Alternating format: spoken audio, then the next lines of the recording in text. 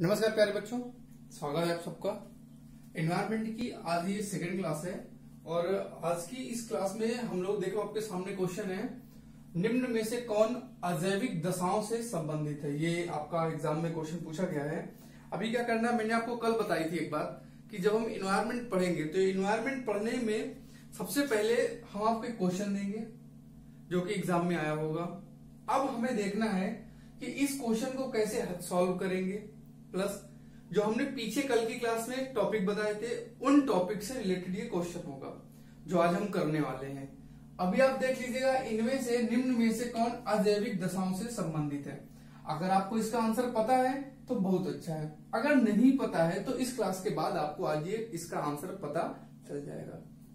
देखो ये बहुत आसान है। अजैविक आपको पता होगा, हो सकता है बहुत से लोगों को पता हो, जिन लोगों ने थोड़ा बहुत पढ़ रखा है उनके लिए आसान होगा, लेकिन जिसने कभी पढ़ाई नहीं की उसके लिए तो ये बहुत बहुत ज्यादा डीप में क्वेश्चन है। और उनके लिए देखेंगे यहाँ पे ऑप्शन दिया हुआ है जल, मृदा, तापमान, वर्षापात, और फिर इनमें भी ऑप्शन बनाया है 1 3 1 2 4 1 3 1 2 3। इनमें से कोई एक हमें चुनना है, ABCD में से। तो अपने आप में क्वेश्चन जो है वो थोड़ा सा टफ हो जाता है। ये शुरुआत है, आज एक क्वेश्चन, कल थोड़ा ज्यादा पढ़ लेंगे क्योंकि आज पहला क्लास है। आज से कल ज्यादा पढ़ लेंगे तो क्वेश्चन हमारे पास भी ज्यादा हो जाएंगे। अभी कल की पहले बात करें जो हमने कल पढ़ा था। कल हमने क्या क्या किया था वो उस पर डिस्कस हो जाए एक बार। कल हम लोगों ने किया था कि पर्यावरण और पारिस्थितिकी किसे कहते हैं, इस बारे पर चर्चा हुई। प्लस हम लोगों ने इस बात पे चर्चा की थी कि हमारा सिलेबस क्या है और हमें पढ़ना किस तरह से है। अगर हम बात करें पढ़ने के तरीके, देखो आज जितने शब्द आएंगे आपके सामने, जैसे संबंधित, अजैविक दशाएं, मृदा, वर्षापात, जल, तापमान, हम एक एक पॉइंट पर आज से डिस्कस करते हुए चलेंगे। एक एक पॉइंट पर, जैसे मृदा है तो मृदा क्या होती है, मृदा का मतलब क्या होता है। वर्षापात है तो वर्षापात का मतलब हमें यहाँ पता, ये तो आसान शब्द आपको पता होंगे, लेकिन बहुत से ऐसे शब्द आगे आपको मिलेंगे। अपघटक, प्रायोजकता, सह प्रायोजकता, अपघटक, संघटक, संदूषक, प्रदूषण। अब बताओ प्रदूषण और संदूषण में अंतर क्या है? दोनों एक ही जैसे हैं, हम सेम टर्म्स में यूज भी कर लेते हैं और कई बार हमको इनका अंतर नहीं पता होता। पता कैसे चलेगा? जब हम यहाँ पे रेगुलर क्लास करेंगे तो आपको ये चीजें पता चल जाएंगी।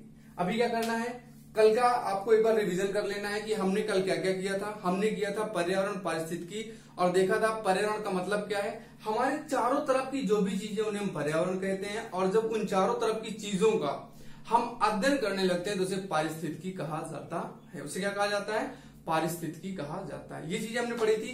प्लस हमने देखा था हमारे चारों तरफ है क्या पर्यावरण में। तो आपने देखा था कि एक स्थल होता है, एक जल होता है और एक वायु होती है, और तीनों को मिलाकर बनता है जैव।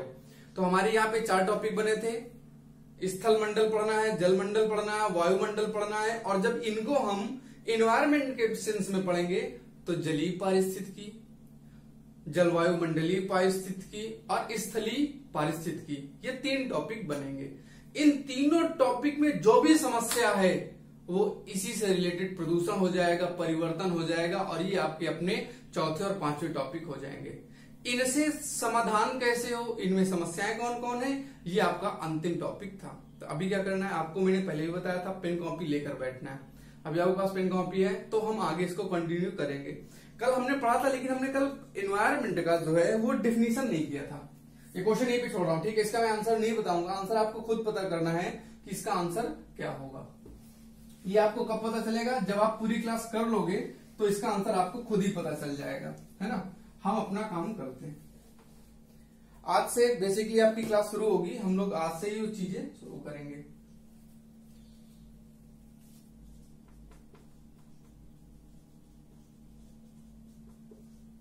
एनवायरमेंट एंड इकोलॉजी, पर्यावरण एवं पारिस्थितिकी, 2 शब्द हैं। आज हम लोग केवल बात करेंगे पर्यावरण की, कल से हम लोग बात करेंगे पारिस्थितिकी की। मतलब एक अभी केवल शब्द समझना, पढ़ नहीं रहे हैं, शब्द का मतलब क्या है, एनवायरमेंट का मतलब क्या होता है, ये बात करते हैं। और फिर हम लोग देखेंगे पारिस्थितिकी कल की क्लास में। आज हम लोग केवल एनवायरमेंट पर ही चर्चा करेंगे। एनवायरमेंट के थोड़े से और पार्ट वगैरह जो वो सारा देख लेंगे। आप देखेंगे लास्ट क्लास तक हम लोग कितनी चीजें पढ़ लेते हैं जो कि लग नहीं रहा है कि इस टॉपिक से रिलेटेड होगा, लेकिन वो सारा इससे रिलेटेड होगा। बस आप लास्ट तक देखते जाइएगा क्या क्या चीजें आपको मिलने वाली है। तो अगर हम पर्यावरण की बात करें तो पर्यावरण फ्रेंच शब्द है, ठीक है, ये फ्रेंच भाषा से निकला है। और फ्रेंच में एक शब्द था एनवायरन, उसका मतलब होता है घिरा हुआ। पर्यावरण का मतलब क्या हुआ? घिरा हुआ। मैंने कल भी आपको बताया था कि अगर हम इसे माने अर्थ के ऊपर आप खड़े हो जाएं तो आपके चारों तरफ जो चीजें हैं, वायुमंडल, स्थल मंडल, जल मंडल, ये सारा का सारा मिला के जो हमारे चारों तरफ का वातावरण, इसे क्या कहते हैं? इसे नाम दिया जाता है, क्या दिया जाता है? इन्वायरमेंट या पर्यावरण। आगे चलते हैं। ये तो बात रही, आपकी लिख लीजिएगा, ठीक है। इन्वायरमेंट फ्रेंच शब्द है, पर्यावरण फ्रेंच भाषा से निकला है। अच्छा हाँ, एक बात और, ये जो पर्यावरण है ना, इसी को हम सामान्य शब्दों में वातावरण भी कह सकते हैं। सामान्य भाषा में हम इसे वातावरण के संदर्भ में भी यूज कर सकते हैं। जैसे आपके यहाँ कांच का वातावरण कैसा है, आपके यहाँ क्या पर्यावरण कैसा है, ये चीजें एक ही शब्द में यूज हो सकती है, कोई दिक्कत की बात यहाँ पे सामान्यता हमेशा नहीं, दोनों का अर्थ अलग अलग होता है, देखेंगे। अभी पर्यावरण की बात करते हैं। देखो, इस दुनिया में एक तो है आपका ब्रह्मांड, और अगर हम बात करें ब्रह्मांड की तो ब्रह्मांड में हमारा एक है सौर परिवार। एक मिनट, ये चल नहीं रहे हैं। और अगर हम सौर परिवार की बात करें तो उसके 8 ग्रह हैं, और उन 8 ग्रहों में एक ग्रह है जिसका नाम है पृथ्वी। पृथ्वी का रंग है नीला। पृथ्वी का रंग कैसा है? पृथ्वी का रंग है नीला। पृथ्वी का रंग नीला क्यों है? क्योंकि यहां पर पानी है, क्योंकि यहां पर जल पाया जाता है, और जल की मात्रा ज्यादा है, 2/3 भाग में जल भरा हुआ है। इस वजह से बाहर से जब हम आंतरिक से जाके देखते हैं तो पृथ्वी कैसा दिखाई देता है? नीला दिखाई देता है। क्योंकि पानी है तो पानी की वजह से यहां पे क्या है? जीवन है। पानी की वजह से यहां पे क्या है? जीवन। और जब पानी की वजह से जीवन है तो जीवन होता क्या है? जीवन एक व्यक्ति की या किसी प्राकृतिक वस्तु का जीवन काल। जीवन काल मतलब समय। जैसे आप देखेंगे यहां पे पर्वत हैं, आपने सुना होगा अरावली अवशिष्ट पर्वत है, इसका मतलब धीरे धीरे खत्म हो जाएगा, कभी बना होगा अभी खत्म हो जाएगा। जैसे आपने सुना होगा हिमालय वलित नवीन पर्वत, बन रहा है, चीजें हैं बन रही, एक दिन समाप्त हो जाएंगी। मनुष्य आज पैदा हुआ है, 70 साल 80 साल के बाद समाप्त हो जाएगा। चींटी 10 दिन 15 दिन जितने दिन जीवित रह सकती है।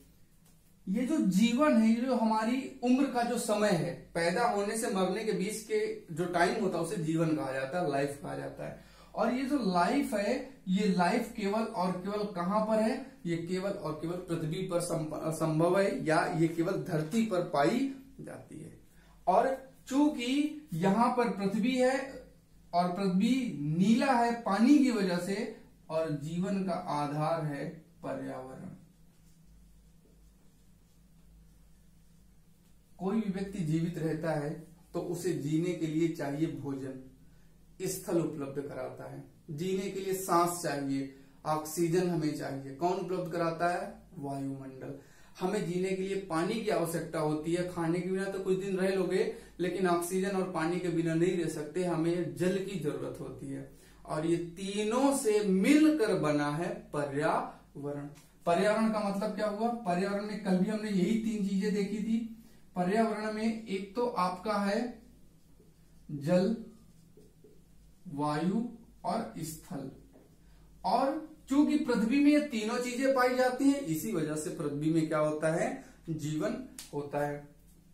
ये फार्मूला बनेगा, ठीक है। ये चीजें हमारी, ये जो मैं आज आपका बना रहा हूं, पृथ्वी, नीला पानी, जीवन, जीवन को ही कहते हैं पर्यावरण, ये आज नहीं, आज से लेकर जब तक हम एनवायरनमेंट की क्लास पढ़ेंगे, एनवायरनमेंट में जब भी आप कभी ऐसे लिखेंगे पर्यावरण पर, तो ये सारे पॉइंट आप इस तरह से अगर सिनॉप्सिस बना देंगे तो आपके मेंस में नंबर बहुत ज्यादा मिलेंगे। सिनॉप्सिस बनाएंगे तो नंबर आपको ज्यादा मिलेंगे। मेरी बात शायद आप समझ रहे होंगे, तो इसको जल्दी से लिख लो और फिर आगे चलते हैं। लिखो जल्दी से खटाक से।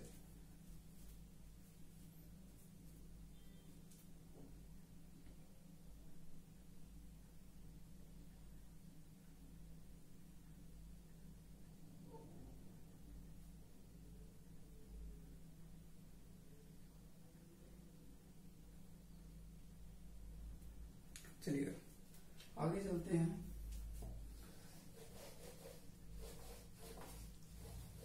आपने पर्यावरण की एक डेफिनेशन पढ़ ली, दूसरी देखते हैं।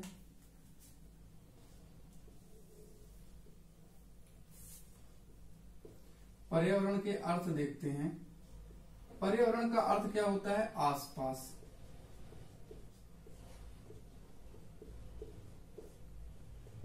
किसके आसपास? हमारे आसपास जो भी चीजें पाई जाएगी सब कुछ पर्यावरण होगा। जैसे मानव, जैसे जीव जंतु, जैसे पेड़ पौधे,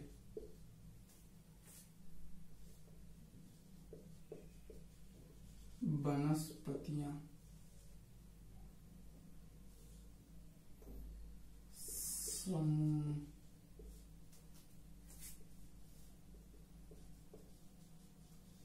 स्थलाकृतियां। स्थलाकृतियों का मतलब क्या होता है? स्थल का आकार, जैसे कि पर्वत, पहाड़, नदी, नाले, ये सब कुछ हमारे आसपास जो भी चीजें पाई जाएंगी।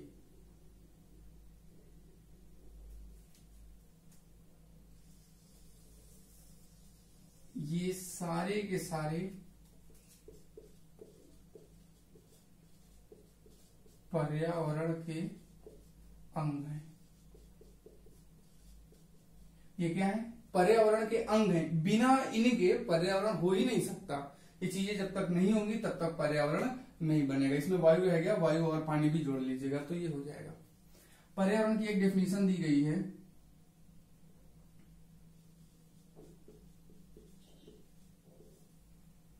भारतीय वन्य जीव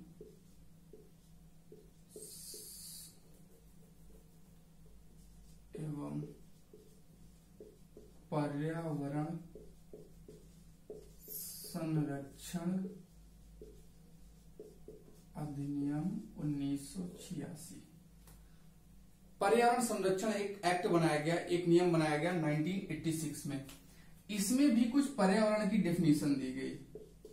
ये अभी तो हम अपने हिसाब से समझ रहे हैं, लेकिन एक डेफिनेशन जो हमारे एक्ट देते हैं। देखो यहाँ पे लिखा है अधिनियम।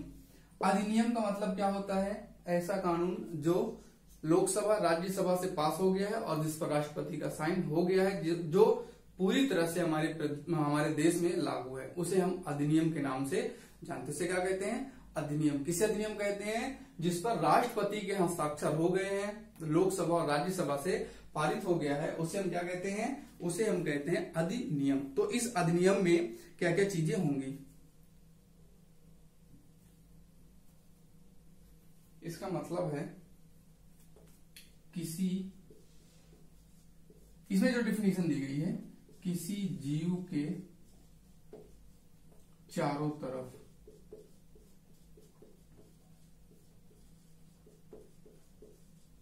भौतिक या अजैविक, जैविक, किसी जीव के चारों तरफ भौतिक, और भौतिक को ही अजैविक कहा जाता है, जैविक अजैविक संरचना जिसका आपस में संबंध होता है या आपस में क्रिया करते हैं। देखो यहां सिंपल चीजें थी, कोई दिक्कत नहीं है। यहां पे नए टर्म्स आने शुरू हो गए, यहां शब्द आया भौतिक, अजैविक, जैविक। अब यहाँ पे कुछ चीजें धीरे धीरे डीप में जाना शुरू हो जाएंगी। जैसे जैसे आप इसको आगे लेते जाएंगे उसी तरह से धीरे धीरे डीप में और बढ़ता चला जाएगा। जल्दी से लिखो, किसी जीव के चारों तरफ भौतिक, और भौतिक वही कहते हैं अजैविक, जैविक, अजैविक संरचना जिसका आपस में संबंध होता है या ये आपस में क्रिया करते हैं। तो इस आधार पर जो चीज बनती है उसे हम पर्यावरण कहते हैं। और ये बता कौन रहा है? पर्यावरण संरक्षण अधिनियम 1986 में डेफिनेशन दी गई है। आपसे यूपीएससी में क्वेश्चन पूछा जाता है कि पर्यावरण की परिभाषा क्या पर्यावरण संरक्षण अधिनियम में दी गई है, तो बताना है हाँ दी गई है। ये भी क्वेश्चन पूछा जाता है कि क्या इसकी परिभाषा दी गई। जैसे पॉलिटी में क्वेश्चन आता है न्यायिक सक्रियता का संविधान में प्रावधान है? नहीं, न्यायिक सक्रियता का कोई प्रावधान नहीं है। हमारे संविधान में न्यायिक सक्रियता जैसा कोई टर्म्स यूज नहीं है। चलिए लिख गया, आगे चलते हैं।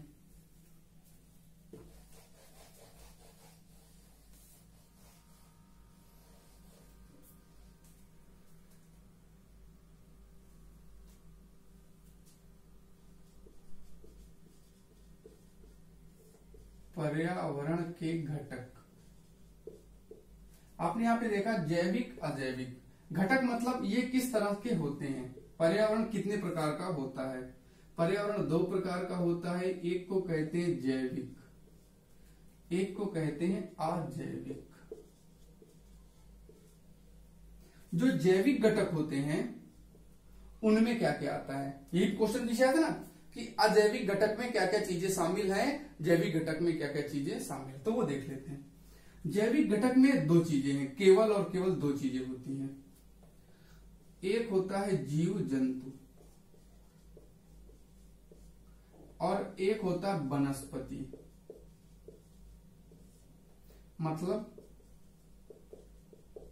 पेड़ पौधे झाड़ियां। ये दो ही होते हैं जैविक घटक में। जैविक घटक में कौन कौन से होते हैं? एक फ्लोरा होता है और एक को कहते हैं फौना।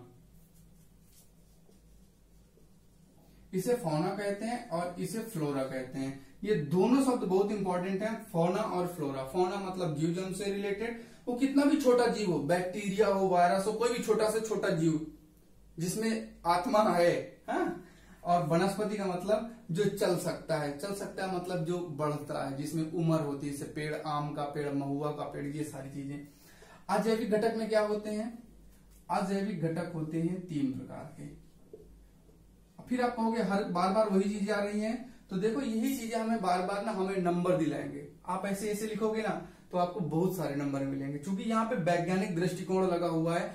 अंधी दौड़ नहीं, भागे जा रहे भागे जा रहे भागे जा रहे, आराम से रुक के समझ के हमें करना है। अजैविक घटक में आपका है स्थल, वायु और जल। जल अजैविक घटक होता है। जल क्या होता है? अजैविक घटक। जैसे दुनिया में कहीं भी जल पाया जाएगा वो अजैविक घटक का पार्ट होगा। वायु कहीं भी पाई जाएगी वो है पर्यावरण ही, लेकिन वो क्या होता है? वो अजैविक होता है, वो नॉन बायोटिक होता है और ये बायोटिक होता है। बायोटिक मतलब जिसमें जीवन है और जिसमें जीवन नहीं है। स्थल का अपना कोई लाइफ होता है, हाँ होता है, बनता है, बिगड़ता है, लेकिन बहुत कम मात्रा में ऐसी चीजें देखने को मिलती है। तो ये सारी चीजें यहाँ पे थोड़ा सा क्या ध्यान में रखना है। अब आपके सामने जो ये फॉर्मूला बन गया है ना, ये आपका बेस कंप्लीट करेगा। ये आपकी सीढ़ी है, ये आपकी नींव है। जैसे आज मैं पर्यावरण आपको पढ़ा रहा हूँ, कल इसी तरह से आपको मैं पारिस्थितिकी के एक एक पॉइंट, बिल्कुल बेसिक, जितने भी फैक्टर हो सकते हैं, जितने मूल बिंदु हो सकते हैं, वो सारी चीजें हम आपको करवाएंगे। अभी क्या है, इतना लिख लिया, आगे इसकी चलना है, इसको जल्दी से लिख लो। ये देखो, जल वाले में जल के पॉइंट, वायु वाले में वायु के, स्थल वाले में स्थल के पॉइंट। ये मैं पीछे भी आपको डिस्कस कर चुका हूं, ये सारी चीजें आपको देखनी है। अब ये तो रहा आपका पीटी का, थोड़ा सा चलते हैं मेंस की तरफ और फिर इसके बाद चलेंगे इंटरव्यू की तरफ। लिख गया? चलिए आगे चलते हैं।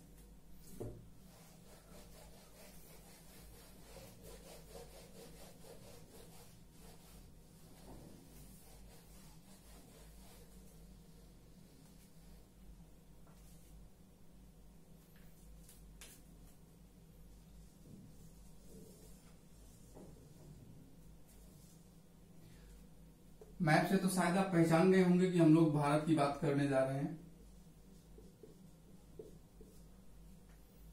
भारत में इस क्षेत्र को कहा जाता है बंगाल की खाड़ी। ये वाला जो रीजन है इसे क्या कहा जाता है? खाड़ी कहा जाता है।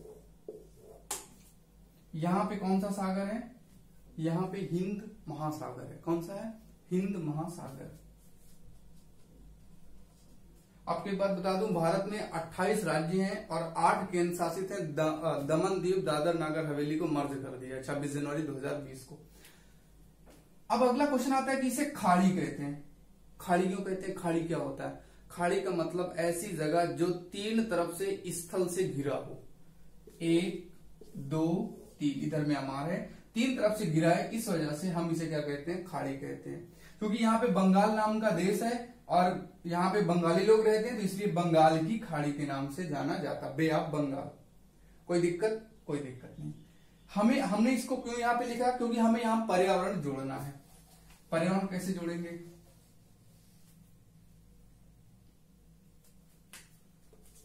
यहां पे एक है अंडमान और एक है निकोबार। हम लोगों को चर्चा करनी डिटेल में, डीप में अंडमान निकोबार की। ये हमारे पर्यावरण से जुड़ा होगा और पर्यावरण के यहाँ पे क्वेश्चन बनेंगे, तो देख लेते हैं। एनवायरमेंट इकोलॉजी में आपका अंडमान निकोबार। देखो मैं बता दूं आपको, ये पता चल गया। हाँ, यहां पे ये बात याद रखनी है कि यहां पे म्यांमार है, इसके अंडमान के ऊपर जस्ट यहां तक म्यांमार है, ठीक है। इसके नीचे क्या है? इसके नीचे सुमात्रा है। निकोबार के नीचे क्या है? सुमात्रा। ये मैं आपको और डिटेल में पढ़ाऊंगा, आराम से, डोंट टेक टेंशन, पूरा करवा दूंगा, आपको कोई चिंता नहीं होगी। बस मैं पटाने दीजिए और हम जहां चल रहे हैं वहां पर चलने दीजिए।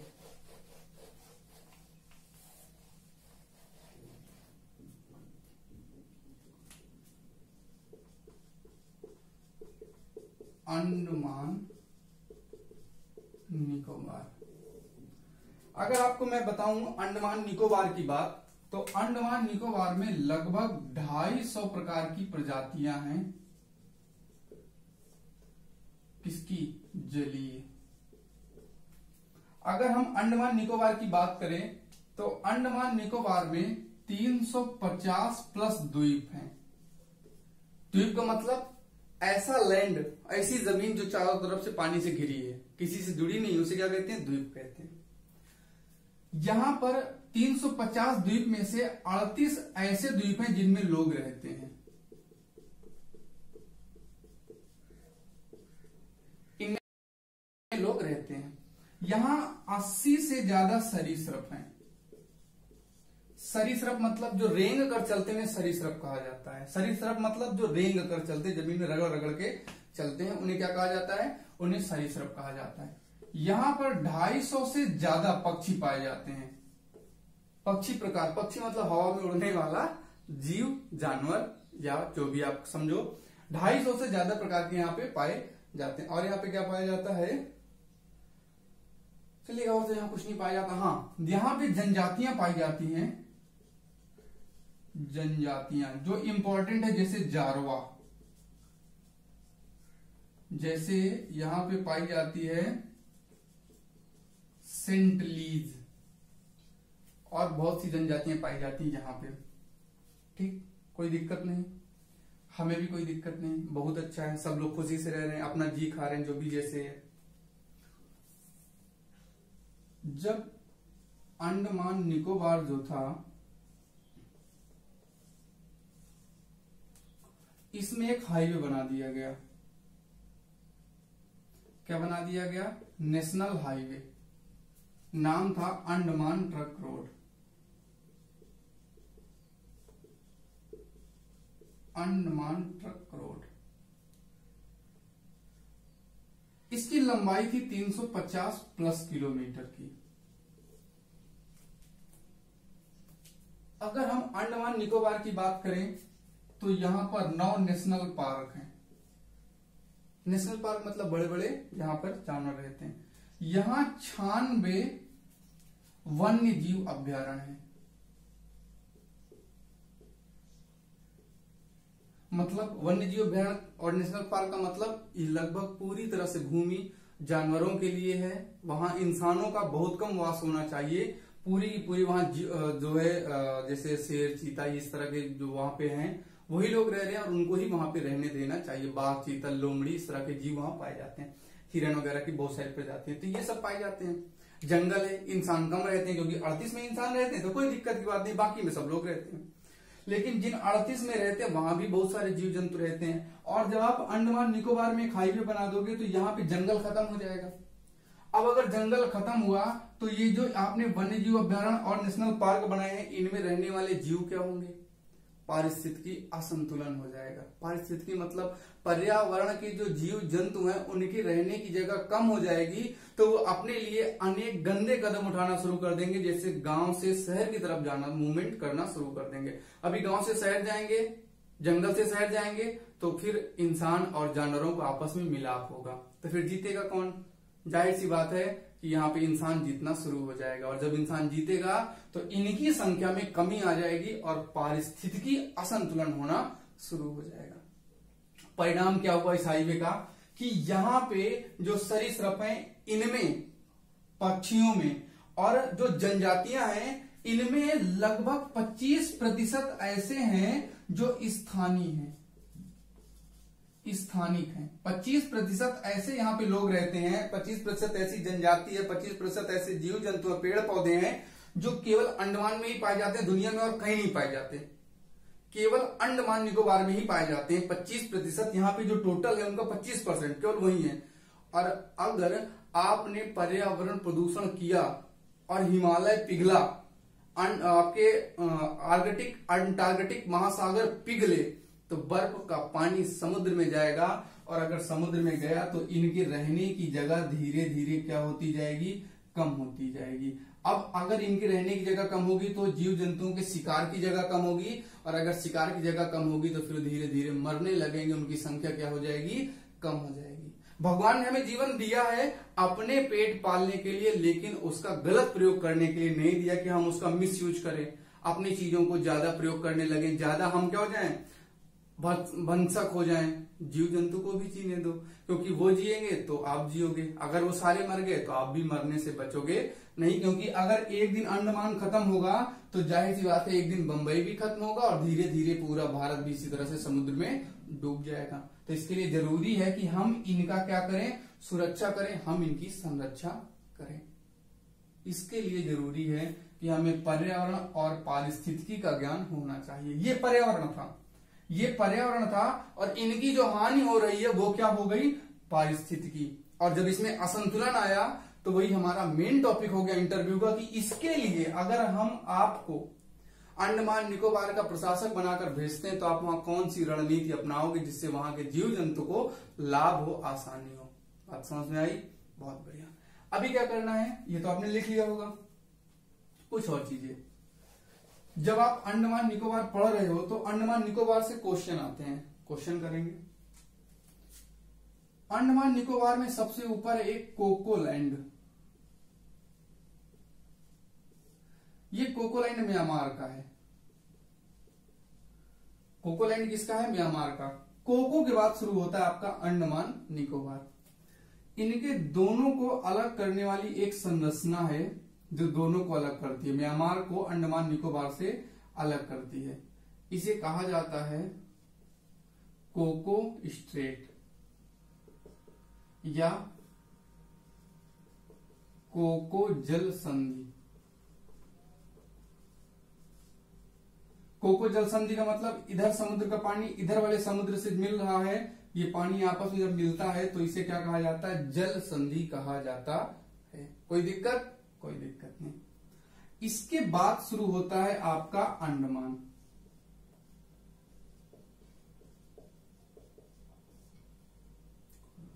अंडमान जो शुरू होता है यहां एक है नारकोंडम, नाम सुना होगा, आइलैंड है नारकोंडम। यहां पे आपको मिलेगा उत्तरी अंडमान, ये है मध्य अंडमान, ये है दक्षिणी अंडमान, ये है लघु अंडमान या लिटिल अंडमान।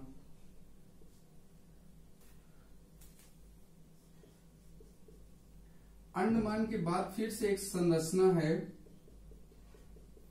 जो अंडमान को निकोबार से अलग करती है।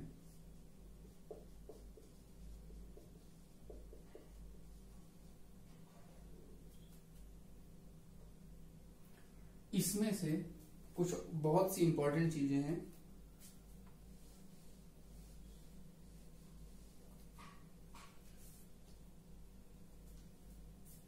ये जो उत्तरी अंडमान है, इसमें एक चोटी है जिसका नाम है सैंडल पीक।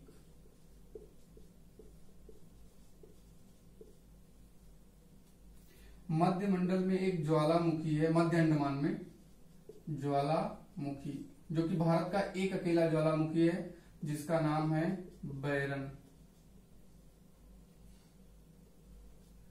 ये क्या है? अंडमान में केवल एक पाया जाता है, भारत का केवल एक है। दक्षिणी अंडमान में है एक जगह पोर्ट ब्लेयर।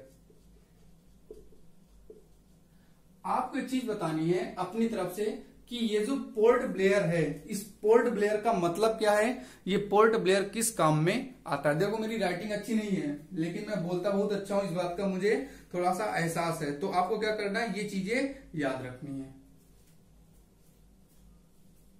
अगला पॉइंट चलते हैं आगे। इसे कहते हैं कार निकोबार।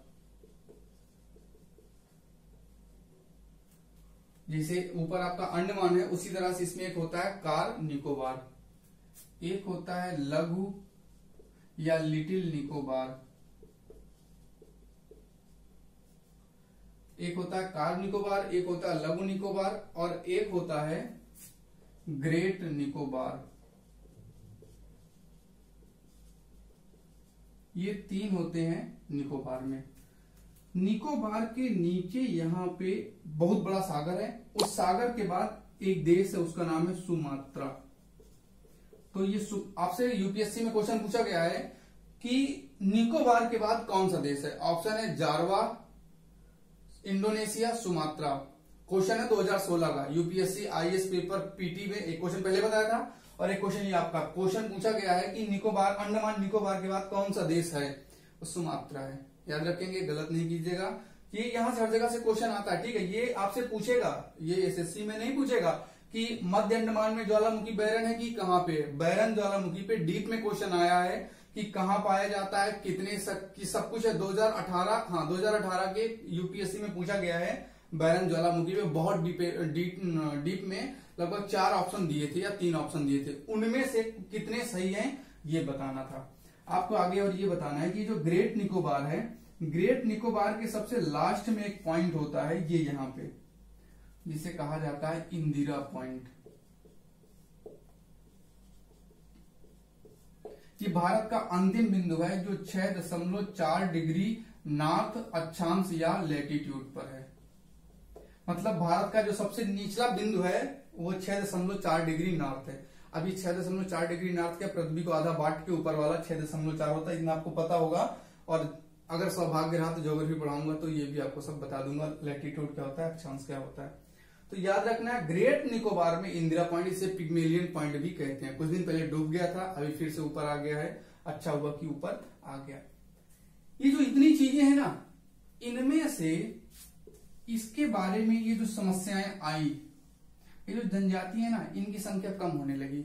सेंटिलीज की लगभग 4000 जनजातियां थी, 4000 लोग थे सेंटिलीज। आज के समय में मात्र 12 लोग बचे हैं। हमें नहीं पता क्या खाते हैं, क्या पीते हैं, क्या बोलते हैं, दवा का क्या तरीका है, हमें कुछ भी उनके बारे में नहीं पता, सब कुछ। क्योंकि वो एक अलग स्पेस में रहते हैं, वो हमसे मिलना नहीं चाहते हैं, हमको अपना दुश्मन मानते हैं, हम जाएंगे तो हमारे पर आक्रमण कर देते हैं।